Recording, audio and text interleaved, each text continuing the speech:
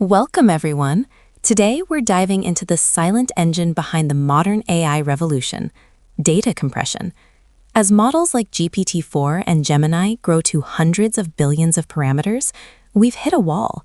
Physical hardware simply cannot keep up with the sheer volume of information required for training and real-time inference. Without compression, the dream of running sophisticated AI on your smartphone or even on standard local servers would be impossible. We are currently facing a massive scaling challenge, where memory bandwidth and storage constraints are the primary hurdles. To overcome these, we must shrink the footprint of our models without sacrificing their intelligence. This is not just about saving space. It's about making AI ubiquitous, efficient, and sustainable for the next generation of digital innovation. When we talk about data compression for AI, we aren't just talking about zip files. We are talking about architectural efficiency. In the AI world, compression involves reducing the precision or the number of components within a neural network. There's a fundamental split between lossless compression, where no data is lost, and lossy compression, which is far more common in deep learning. In lossy compression, we accept a tiny drop in accuracy in exchange for a massive reduction in model size. This allows us to fit massive neural networks into the VRAM of consumer-grade hardware. By optimizing how weights are stored and transmitted, we enable faster calculations and lower latency, which is the cornerstone of responsive AI applications. Quantization is perhaps the most impactful compression technique currently in use. Most AI models are trained using 32-bit floating point numbers, known as FP32. While precise, these are memory-heavy.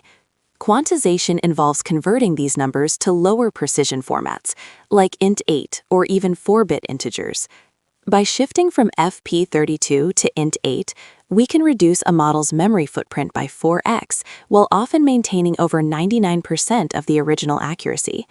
This allows developers to take a model that would normally require a $30,000 GPU and run it on a high-end laptop. It's the difference between a model that stays in the lab and one that reaches millions of users across the globe. In any massive neural network, not every connection is doing heavy lifting. Pruning is the process of identifying and removing redundant or weak connections within the model. Imagine it like a sculptor carving away marble to reveal the statue inside. We remove the neurons and synapses that contribute the least to the final output. This creates a sparse model instead of a dense one. A pruned model is significantly faster during inference because the computer can skip the mathematical operations for the connections that are no longer there. This can lead to a 50. Knowledge distillation is a fascinating approach where a large, complex model, the teacher, trains a much smaller, compact model, the student. The student doesn't just learn the final answers, it learns the logic and probability distributions of the teacher. This allows the small model to mimic the performance of a giant one while having a fraction of the computational cost. It's how we get small language models, or SLMs, that can perform remarkably well on specific tasks. This technique is vital for edge computing, where we need the intelligence of a massive cluster packed into the constraints of a standalone device, like a drone or a wearable medical sensor. Software-side compression is only half the battle. The hardware must be designed to exploit these efficiencies. Modern NPUs, neural processing units, are specifically built to handle low-precision arithmetic, like int8. By using compressed data, we drastically reduce the energy required to move information from the RAM to the processor. This is known as reducing data movement, which is the single biggest energy consumer in AI today. When we optimize for hardware, we aren't just making AI faster, we're extending battery life on mobile devices and reducing the thermal throttling that often plagues intensive AI tasks. This synergy between software compression and hardware design is what makes modern smartphones AI-first devices. Compression isn't just for the final product, it's also revolutionizing the training phase. Techniques like LoRa, low-rank adaptation, allow us to train models by only updating a tiny fraction of the weights.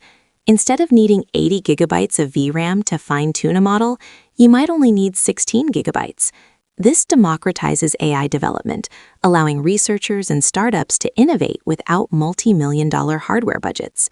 By compressing the gradients and optimizer states, we can fit larger batch sizes into existing memory, which speeds up the entire R&D lifecycle. This shift is turning AI training from a game for tech giants into a playground for every creative developer with a modern workstation. AI's carbon footprint is a growing concern. Training a single large-scale model can consume as much energy as several American homes do in a year.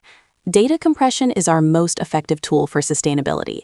Compressed models require less power for inference and less cooling for the servers that host them.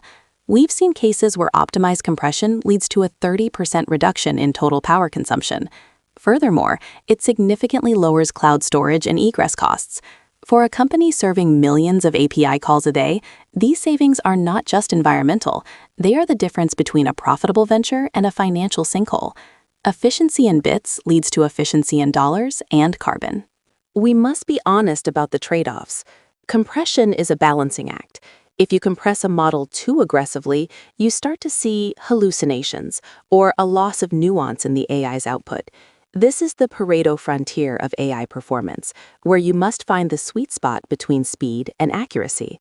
Engineers use specialized metrics like perplexity to measure how much a model is degrading. The goal is to reach a point where the human user cannot perceive a difference in quality. Looking ahead, the next frontier is neural compression, using AI itself to compress all types of data, from images and videos to the models themselves. We are moving toward a world where AI is built into the data format. Future hardware will likely be designed with sparse-first architectures, assuming from the ground up that data is compressed. As we perfect these techniques, we will see the emergence of personal AI that lives entirely on device, fully private, and incredibly fast. The importance of data compression for AI cannot be overstated. It is the bridge between a theoretical possibility and a daily reality for billions of people. Thank you for joining this deep dive into the invisible world of efficiency.